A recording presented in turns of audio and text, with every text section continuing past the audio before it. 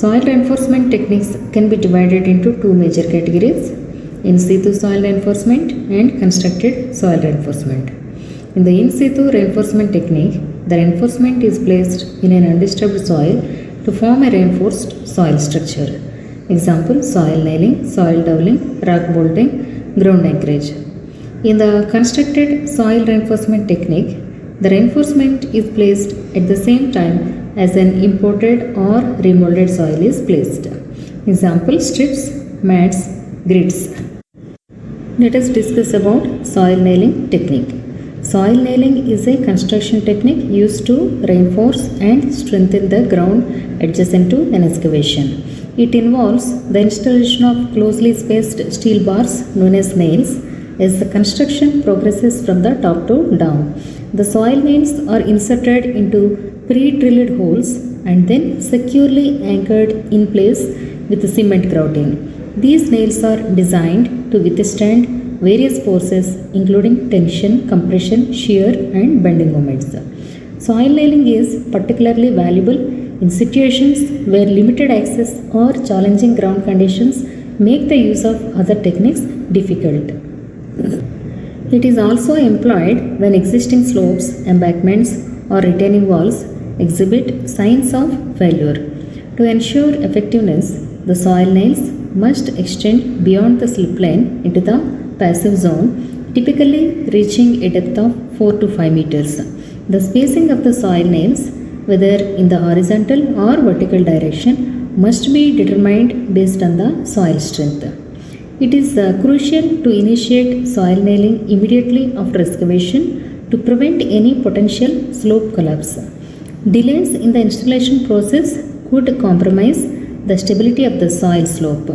Soil nailing provides a reliable solution for reinforcing and stabilizing soil, offering enhanced safety and preventing further slope failures. Let's see the objectives of soil nailing. The installation of cylinder bars serves to enhance the in situ soil mass as a reinforcement measure. Soil nails are employed to withstand tension loads in structures. Soil nails contribute to increasing the shear strength of the soil and limiting its displacements. They offer a cost-effective, expedient and standardized solution for slope improvement. Advantages of soil nails. Soil nail installation is a time-efficient process that requires fewer construction materials compared to ground anchor walls. Soil nail walls offer cost savings compared to conventional concrete gravity walls, particularly when following standard soil nailing construction procedures. They can result in savings of 10 to 30% compared to tieback walls. Soil nailing is advantageous in sites with limited access, as it typically requires smaller equipment. It can be installed in tight spaces due to the shorter length of the nails, especially when compared to braced excavations. Soil nails can be utilized in heterogeneous ground conditions where boulders or hard rocks may be encountered in the soil slope. Soil nailing has a lower environmental impact compared to heavier construction methods. The location, inclination and length of soil nails can be easily adjusted when encountering obstacles such as cobbles or boulders, piles or underground utilities. If any soil nail becomes overloaded, the excess stress is redistributed to the adjacent nail system, preventing slope failure. Soil nail walls exhibit relative flexibility, allowing for accommodating significant total and differential settlements. Measured total deflections of soil nail walls generally fall within acceptable limits. Soil nail walls have demonstrated good performance during seismic events due to their overall system flexibility. There is no need to embed structural elements below the bottom of the excavation as required for soldier beams used in ground anchor walls. Limitations of soil nailing. The compatibility of sand and gravels with soil nailing may be questionable. In soils with very low shear strength, a significantly higher density of soil nails may be required. It is not advisable to employ soil nailing in areas with high water tables, expansive soils, or sensitive soils. The presence of utilities behind the wall can impose limitations on the placement, inclination, and length of soil nails, particularly in the upper rows. Soil nail tendons may potentially interfere with specific types of communication lines, example optic fiber, that run in close proximity to soil nail walls. The various components of a soil nail wall, such as tendon, grout, strip drain, final facing, reinforcement, initial facing, etc., are shown in this figure. Let us see the specifications of these components of soil nail wall. First one is soil nails. In that tendons and grout will be there. For tendons, the tendons used in the system can be either solid or hollow bars, which are inserted into stable drill holes and secured in position with grout. These tendons are usually threaded along their entire length. The grout employed for soil nails typically consists of Portland cement and water. It serves the purpose of transferring shear stresses between the ground and the tendons, while also offering a certain degree of corrosion protection for the tendons. The grout is introduced into the drill holes using the trimming method, allowing it to flow under gravity. Soil nails utilized for long-term applications necessitate corrosion protection measures such as epoxy coating, galvanization, or the use of sacrificial steel. For facing, again there are two elements, shotcrete and final facing. For shotcrete, following the excavation process, the exposed soil is promptly covered with the initial facing through the application of shotcrete. The initial facing not only accommodates the bearing plate of the soil nail but also incorporates a welded wire mesh that spans the entire excavation lift. The final facing is erected atop the primary facing, ensuring structural continuity throughout its intended lifespan. It can be composed of reinforced concrete, reinforced shotcrete, or precast concrete panels. Other components are like connection components and drainage system. The connection between the soil nail and the facing involves various components including nuts, washers, bearing plates, and headed studs. For drainage system, to manage the presence of perched groundwater or surface water infiltrating behind the facing of soil nail walls, a drainage system is implemented. This drainage system, typically comprising geocomposite strip drains, is responsible for collecting the water and diverting it away from the wall. It is important to note that the drainage system does not cover the entire wall area but rather spans approximately 10 to 20% of the excavation phase. The various types of soil nailing are drilled and grouted soil nailing, driven soil nailing, self-drilling soil nailing, jet grouted soil nailing, and launched soil nailing. Let us discuss about drilled and grouted soil nailing. In this particular soil nailing method, the holes are drilled beforehand and the nails are subsequently inserted into these pre-drilled holes. The holes are then filled with grouting materials. The diameter of the nails typically ranges from 100 mm to 200 mm with a spacing of approximately 1.5 meter. Next type is driven soil nailing. This technique is employed to provide temporary stabilization for soil slopes. During the excavation process, the nails are driven into the slope face. The diameter of the nails ranges from approximately 19 mm to 25 mm, which is relatively small, and the spacing between the nails is typically 1 to 1.2 meter. Next one is self-drilling soil nailing. The surface of the slope is penetrated with the hollow bars while simultaneously injecting grout during the drilling process. This method provides enhanced corrosion resistance for the nails and offers a quicker alternative to drilled grouted nailing. Next type is jet grouted soil nailing. Jets are employed to erode the soil and create holes in the slope surface. Following this, steel bars are inserted into these holes and grouted with concrete. Next type is launch soil nailing.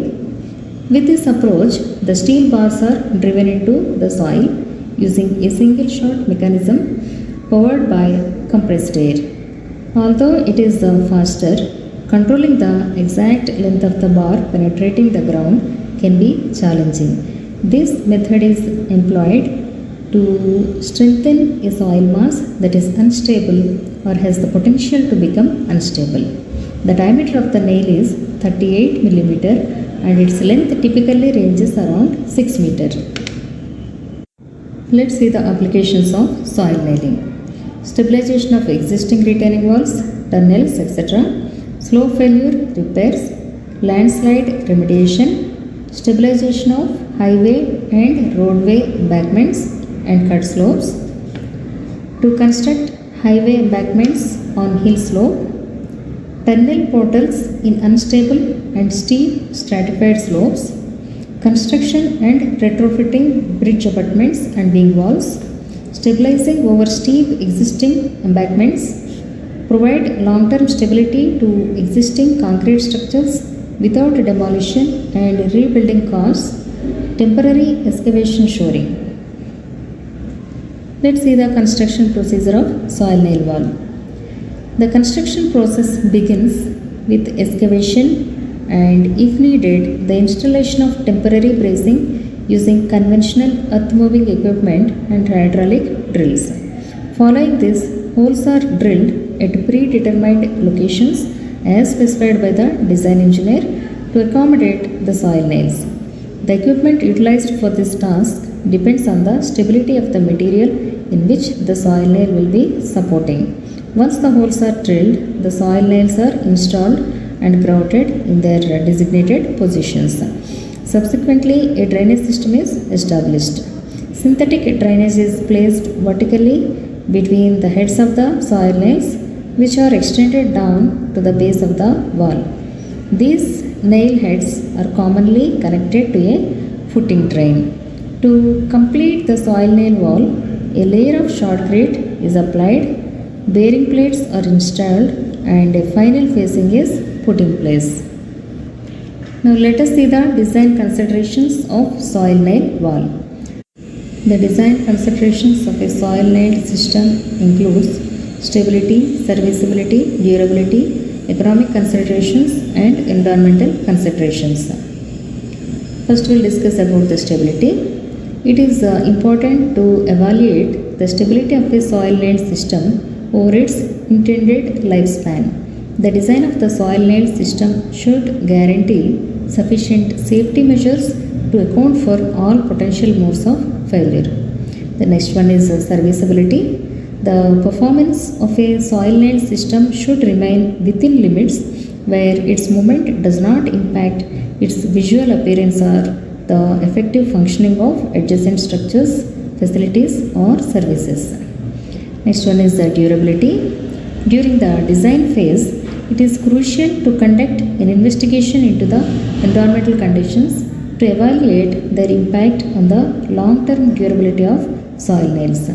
The durability of a steel soil nailed system is primarily influenced by its ability to withstand corrosion under varying soil aggressiveness. Next one is economic considerations. The cost of construction is influenced by factors such as material expenses, construction techniques, soil nail arrangement, choice of facing and the need for corrosion protection, among others. Last one is environmental considerations. The construction activities have the potential to disrupt the local ecosystem, cause inconvenience and result in pollution. It is essential to implement suitable pollution control measures such as utilizing water sprays during rock drilling and installing noise barriers to minimize these impacts. Next topic is ground anchorage. Ground anchors consisting of cables or rods joined to a bearing plate are often used for the strengthening of steep slopes made of softer soils or to prevent excessive erosion and landslides. Ground anchors are always active, that is, once injected and the grout has set, they are stressed up to the required load. Rock bolts and soil nails are bar anchors that are normally passive and are effective to stabilize slopes, tunnels, walls, etc. Ground anchors can also be used to restrain a sheet pile or board pile wall. They will transmit the lateral earth pressure on the pile and the retaining wall to the deep soil by its free section. Anchor is generally pre-stressed to take the soil body initiative constraints, but soil nails are without pre-stress. Soil nail only take passive force after the deformation of soil body. The anchored tiebacks are grouted only along a portion of their length, providing for a free stressing zone. This zone is tensioned after the grout cures to preload anchor. This creates an active anchor system that immediately mobilizes resistance to movement. The anchorage is generally a stainless steel sheath with an anchor nut or plate through which the composite cable is run. The anchorage is usually filled with a non-shrink expansive cement motor that ensures fixity and no slippage. The cable can consist of multiple rods that are separate or braided together or a single rod. A sheath or sleeve made from polyethylene or PVC that is fitted around the free anchor length of the cables. The ends are enclosed in an end anchorage similar to the front anchorage. The entire system is fitted into a pre-drilled hole in the soil, which is then filled with grout. Let's see the applications of ground anchorage. They can be used for slope stabilization and slope protection. They can be used to support retaining walls. They can be used to prevent uplift of footings, to strengthen the concrete dams, and to support transmission towers. Next topic is rock bolting. Rock bolts are generally used for supporting excavations in rocks such as tunnels, where the anchor bolt transfers the load from exterior rock mass which is unstable to stable interior rock mass. The pattern and design of rock bolts depend on the geometry of the excavation and strength of rock. It is the most widely used support element in the underground mines and tunnels. Rock bolts are usually less than 6 meter long and typically 0.95 to 4.6 centimeter in diameter. Now let us see the types of rock bolts. First one is mechanically anchored rock bolts. Here the bolt is pushed into the borehole and driven so that the wedge is pushed further into the slot and expands the slotted portion by applying pressure on the borehole sides. At the other end, the bolt is tensioned by tightening a nut against a face plate placed against the rock surface. The boreholes are grouted to enhance their capacity. Next one is resin grouted bolts or resin anchored rock bolts. Mechanically anchored rock bolts have a tendency to work loose when subjected to vibrations due to nearby blasting or when anchored in weak rock. A typical resin product is made up of two component cartridges containing a resin and a catalyst in separate compartments. When they are pushed into drill hole, the plastic sheath of the cartridges is broken and the resin and catalyst are mixed. This type of bolts can be used in most rock, including the weak shales and mudstones. Next type is cement grouted bolts. These bolts develop rapid strength gain and have a resistance to high saline and acidic groundwater. These are used mainly for permanent supporting. The main disadvantage of cement grouted bolts is the uncertainty about cement shrinkage and the longer setting time of the bolts, which limits its use to underground excavations where speed is not required. Next one is cement grouted cable bolt. It is a reinforcing element that has been used for reinforcement of structures in rocks. It is made of steel wires and is installed untensioned or tensioned with the cement grouting. Grouted cable bolts are used both in mining and civil industries for performing different functions. In mines, cable bolts are installed untensioned and fully grouted for temporary support, but in civil engineering, they are a permanent support. Next type of rock bolts is friction anchored bolts.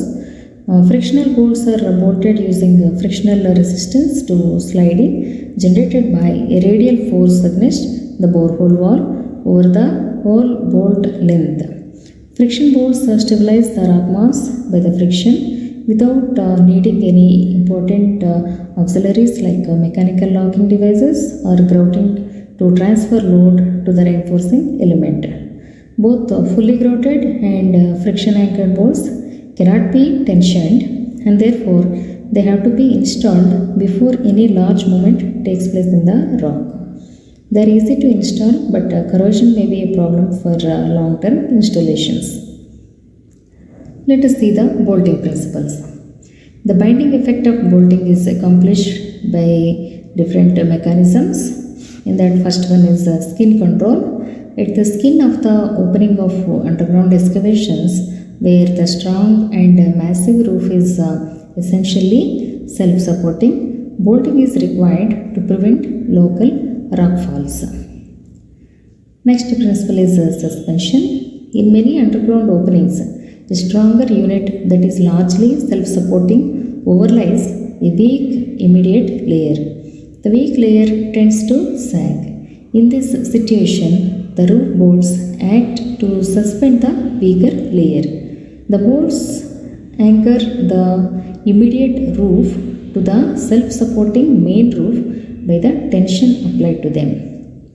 Next principle is stitching or beam building. When there is no self-supporting bed within reach, bolts must tie the roof together to create so-called beam. Beam building is similar to clamping a number of thin and weak layers into a strong layer, forming a fixed end composite beam. Next principle is supplemental support. The roof in underground excavations may sometimes be extremely weak and the roof bolts may not be able to prevent the failure of the roof. Cable bolts, cable trusses or standing support are necessary to support. Next topic is grip walls. Grip walls are formed from interlocking precast units made of concrete, timber or steel to form series of hollow boxes. The boxes are then filled up with a selected granular material to form a retaining wall. The precast elements can be made of concrete, timber or steel material. Grip walls are available in various sizes by the manufacturers. See the stability aspects in designing the grip wall. External stability. Overturning.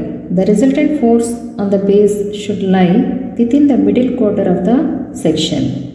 Sliding. Grip walls are usually tilted towards the backfill.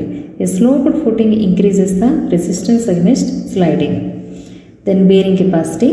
This is evaluated to an eccentrically loaded footing. Then global slope stability. The stability is analyzed using the method of slices or a similar method. Then internal pressures. The grip elements should be dimensioned to withstand internal stresses and loads transmitted at the nodes. Because of arching effect, the vertical stress in the soil is less than geostatic stress. The infill should be compacted in layers to to achieve 95 to 97% of the standard Proctor density. Lower density could reduce the stability, but higher compactive efforts may lead to increase the stresses in the grip wall elements. For obtaining better performance of the grip wall, the maximum particle size is limited to 1/6 of the cell width and the percentage fines is restricted to 15%. Now let us see the advantages of a grip wall. First one is the ease of construction. They don't require skilled labor and quickly erected. Next one is stability, strength and safety. The open web construction eliminates buildup of hydrostatic pressure. Then third advantage is low cost. They require little or no maintenance. The next one is aesthetics. The grip wall can be planted with flower, shrubs or creepers using the spaces of the wall. The next one is the adaptability. They are flexible and can easily be constructed to follow gentle curves, slopes and undulating terrain. Then the last one is design. The design is similar to gravity retaining walls up to 20 meter height. Now let us see the applications of grip walls. They are used for slope stabilization, retaining walls for cuts and fills, erosion control, rockfall protection, noise abatement along highways in urban areas, etc. Next topic is gabions and matrices. They are wire baskets filled with rock.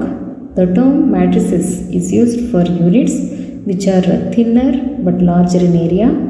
Individual units are wired together to form larger structures. The meshes are made of 2 to 3 mm diameter wire with openings from 60 to 100 mm. They may be galvanized or coated with PVC for protection against corrosion. The filling consists of durable rock fragments or river cobbles exceeding the mesh size but not larger than about half the depth of the individual basket so as to produce a neat front of the structure. A filter layer like a geotextile is placed between the gabions and the backfill if there is a danger of soil particles being washed out through the rock fill by seepage or wave action. Gabions and matrices are mostly used for building gravity structures and as erosion resistant linings. Typical dimensions of gabions are 1 meter by 2 meter by 1 meter, that is length by breadth by height. Then typical dimensions of matrices 2 meter by 6 meter by 0.25 meter. The advantages of gabions and matrices are, first one is the flexibility. Gabions conform to difficult side geometry and can adjust to differential settlement and lateral moment. The next one is permeability. They prevent the buildup of water pressure, allows the construction of high capacity drainage system. Then other advantages are low level of work, skill is required, and low cost. Now let us see the applications of gabions and matrices. They are used for the protection of riverbeds, banks and lake shores. They can be used for canal linings, bridge piers and abutments, inlet and outlet works at culverts. Matrices from 0.15 to 0.5 meter thick can be laid on slopes as steep as 1:1.25 without much difficulty. Steeper slopes require stepwise construction, possibly with gabion rather than matrice elements.